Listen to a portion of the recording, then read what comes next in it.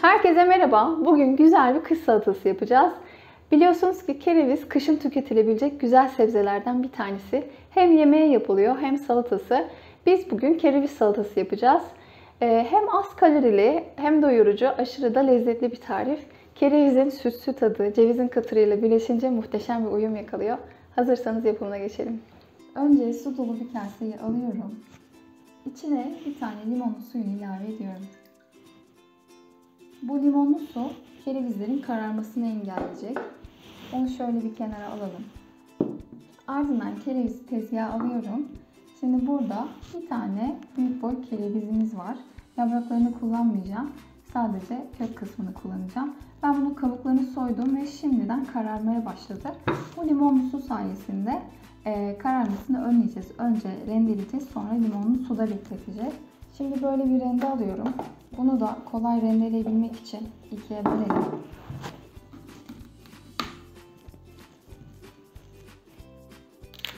Şimdi kerevizi rendenin büyük kısmıyla rendeliyorum.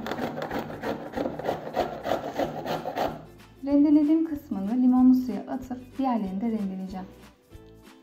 Kalan yarısını da aynı şekilde rendeliyorum.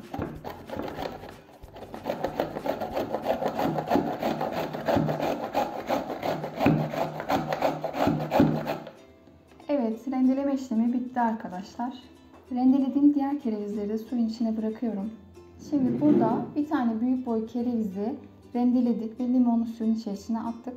Diğer malzemeleri hazırlayana kadar kerevizleri limonlu suyun içerisinde bekleteceğiz. Limonlu su kerevizlerin kararmasını önleyecek. Aynı zamanda biraz kararmış olsalar da onları beyazlatıyor. Onu da belirteyim. Şimdi bunu şöyle tekrardan kenara alıyorum. Burada beklemeye bırakabiliriz. Diğer malzemeler için şöyle derince bir kap alıyorum. Kabın içine bir su bardağı yoğurt ilave ediyorum. Kıvamının daha koyu olması için biraz da süzme yoğurt kullanacağım. Şöyle tepeleme 2 yemek kaşığı koyalım. Karıştıralım. Az gelirse biraz daha ilave ederiz. Bir kaşık daha koyarsak tam olacak. Şimdi böyle tepeleme dolu dolu 3 yemek kaşığı süzme yoğurt kullandım. Bunu alıyorum.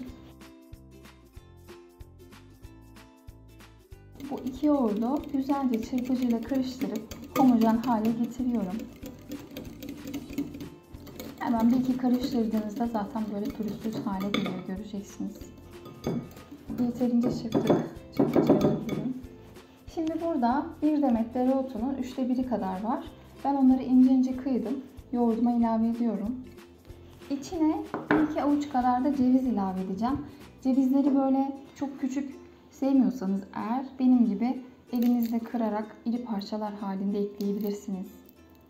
Ceviz bu salataya gerçekten çok yakışıyor. Eklemenizi tavsiye ederim. Bu kadar yeterli. Cevizi de kaldırıyorum. 1 çay kaşığı da tuz ilave edeceğim üzerine. Şimdi malzemelerimiz hazır. Ben sarımsak eklemedim ama sarımsaklı sevenler de çok.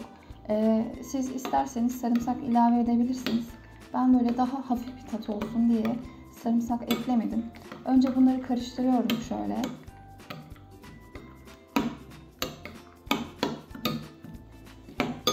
Şimdi üzerine kerevizimizi ilave edeceğiz ama suyundan arındırmamız gerekli.